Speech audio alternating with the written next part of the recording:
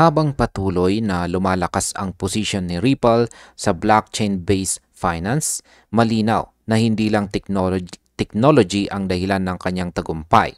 Ang tunay na sikreto ay nasa ekonomiya ng sistema. Ang disenyo ng kanyang payment network na nagdurugtong sa traditional na banking at real-time digital settlement ay nakasalalay sa isang prinsipyo na ang performance ng buong sistema ay direktang konektado po sa presyo ng XRP sa market. Kaya yan po ang siyang ating pag-uusapan sa video na ito. Pero bago po tayo magpatuloy ay pakibasa na lamang po muna ang disclaimer dito po sa ibaba ng ating screen. Ayan, bakit po ba mahalaga ang presyo ng XRP sa tagumpay ni Ripple? Yan, ang sabi po rito ay as Ripple expands into institutional products and digital asset services, one fact is becoming increasingly evident. XRP's price is integral to the network's success. Ayan, habang lumalawak po ang operasyon ni Ripple sa institutional products at saka digital asset services, nagiging mas malinaw na ang presyo ni XRP na may malaking papel sa tagumpay ng buong network. Kapag mataas po ang presyo ng XRP, mas lumalakas din ang kanyang liquidity at kakayahang suportahan ang global payments. Sa madaling salita, ang halaga po ni XRP ay hindi lamang bilang asset, kundi isang mahalagang bahagi ng mismong ekonomiya ng RippleNet. Ang market impact po nito ay kapag tumaas ang presyo ng XRP, natural na sumisigla rin ang paggamit ng RippleNet ng mga institution, kaya nagkakaroon po ng domino effect ng demand sa token. Ano naman po ang sinasabi ng bagong dokumento ni Smoke tungkol dito? Sabi rito, in a detailed document shared on X, crypto researcher Smoke underscored that Ripple's solution fundamentally relies on XRP achieving a higher value.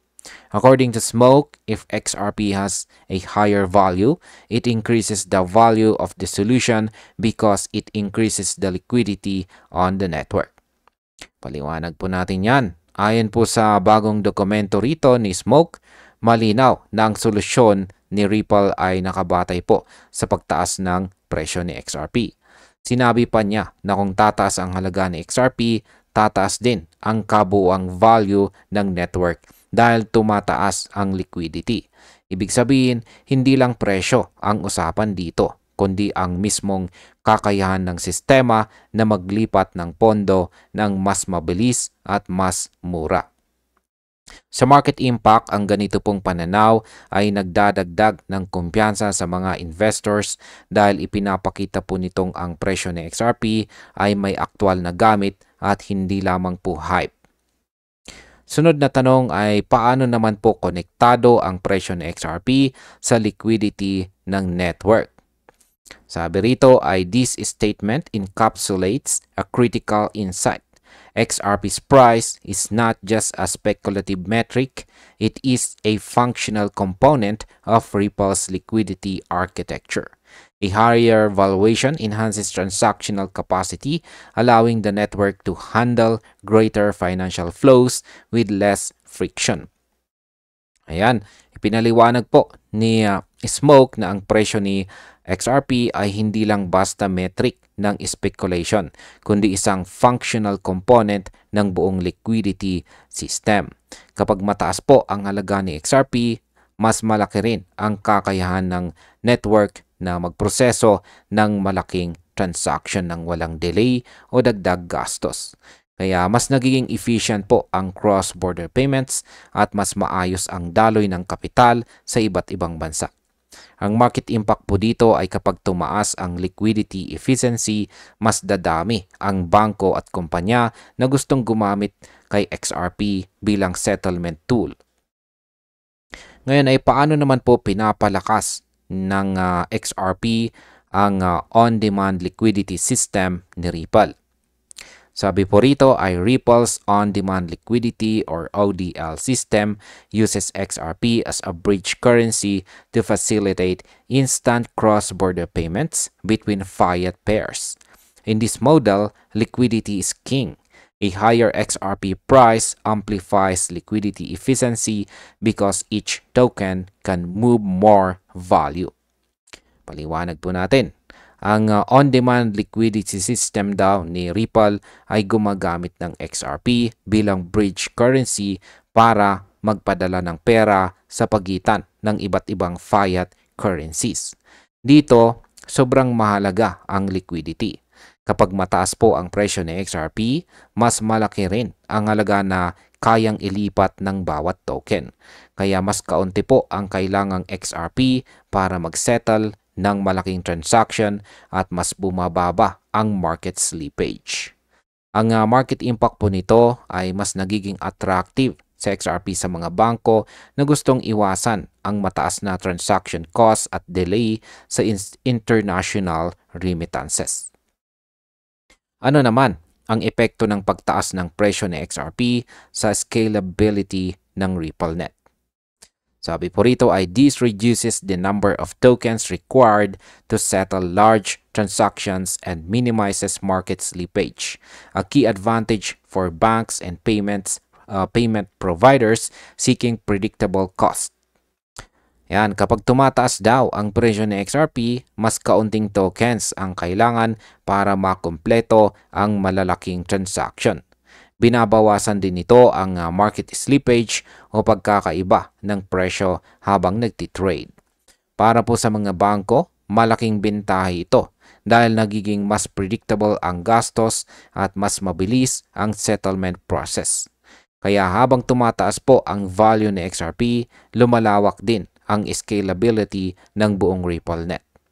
Sa market impact, ang ganito pong efficiency ay nagtutulak ng mas mataas na adoption rate sa mga financial institutions na posibleng magtulak sa presyo ni XRP paakyat. Ngayon ay bakit po ba kailangan ni Ripple ng stable value para sa mga institutions? Yan, ang sabi po rito tungkol dyan ay Ripple's recent strategic initiatives, including its acquisition of Hidden Road, now Ripple Prime, and the launch of its US dollar-backed stablecoin RLUSD, reinforced the necessity for deep, stable liquidity. Yan, pinapalakas daw po ni Ripple ang kanyang institutional reach sa pamamagitan ng pagbili kay Hidden Road na ngayon ay tinatawag pong Ripple Prime. At ang launching ng sarili po niyang US dollar-backed stablecoin na si RLUSD. Ang mga hakbang na ito ay nagpapakita kung gaano po kahalaga para kay Ripple na magkaroon ng malalim at stable na liquidity sa kanyang ecosystem. Kapag matatag po ang presyo ni XRP, mas nagiging maaasahan ang sistema para sa mga institutions. Ang market impact po nito ay ang kombinasyon ng RLUSD at mataas na presyo ni XRP ay maaaring magbukas ng pinto para sa mga malalaking bangko na gamitin ang RippleNet bilang primary payment network. Ngayon ay bakit hindi sapat ang presyo lang para sa long-term success ni Ripple? Ayan, ang sabi naman po rito tungkol dyan ay while XRP's higher valuation strengthens the network, price alone cannot sustain utility. Ripple's long-term viability also depends on market infrastructure, regulatory clarity, and exchange depth. Ayan, totoo na malaki po ang naitutulong ng mataas na presyo ng XRP sa liquidity. Ngunit, hindi ito sapat para mapanatili ang long-term success ni Ripple. Kailangan din ito ng matatag na market infrastructure, malinaw na regulasyon at sapat na exchange depth. Kapag maayos ang mga ito, nagkakaroon ng tiwala ang mga institution ng paggamit kay XRP ay ligtas at saka consistent. Ang market impact po nito ay kapag nakamit ni Ripple ang regulatory clarity, posibleng tumaas ng tuloy-tuloy ang presyo ng XRP dahil mawawala ang takot ng institutional investors. Bilang panguling katanungan ay ano po ang pinakapunto ng dokumentong ito? Sabi rito ay Smoke's document articulates what many within the crypto and financial sectors have long theorized. Ripple's solution works best when XRP's value is high. Ipinakita ng dokumentong ito ni Smoke ang matagal ng teorya sa crypto industry na mas mahusay gumagana ang solusyon ni Ripple kapag mataas po ang halaga ni XRP. Ang bawat pagtaas sa presyo ay nagdudulot po ng mas mataas